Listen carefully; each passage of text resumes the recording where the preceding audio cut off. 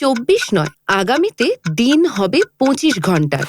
আর এমন দাবির নেপথ্যে রয়েছে রীতিমতো বৈজ্ঞানিক যুক্তি। কোথায় কাজে লাগবে এই বাড়তি 1 ঘন্টা? অফিসের কাজ বেড়ে যাবে নাকি বাড়িতে ঘুমের সময়? সে নিয়ে তর্ক চলতেই পারে, তবে এমনটা যে সত্যিই হবে সে বিষয়ে একমত পৃথিবীর এক অংশের বিজ্ঞানীরা। তাদের মতে আজ থেকে 450 কোটি বছর আগে যখন পৃথিবীর সৃষ্টি হয়, তখন এক একটি দিনের মেয়াদ ছিল মাত্র 10 ঘন্টা। সেই হিসেবে প্রতি 876 দিনে ছিল 1 বছর। তাহলে আমরা যে 24 ঘন্টার দিন দেখতে পাই তা এলো কোথা থেকে? পৃথিবী নিজের অক্ষের চারদিকে একবার আবর্তন করলে 1 দিন হয়। পদার্থবিদরা বলছেন পৃথিবীর উপর চাঁদের আকর্ষণের প্রভাবেই কমছে পৃথিবীর আবর্তনের গতি। এই কারণে প্রতি শতাব্দীতে দিনের দৈর্ঘ্য বাড়ছে প্রায় 1.7 মিলিসেকেন্ড।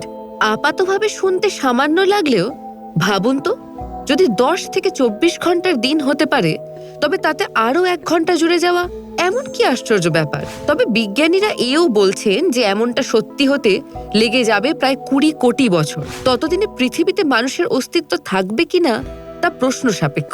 তবে দিনের দৈর্ঘ্য যে বাড়বেই সে বিষয়ে নিঃসন্দেহ বিজ্ঞানী মহল।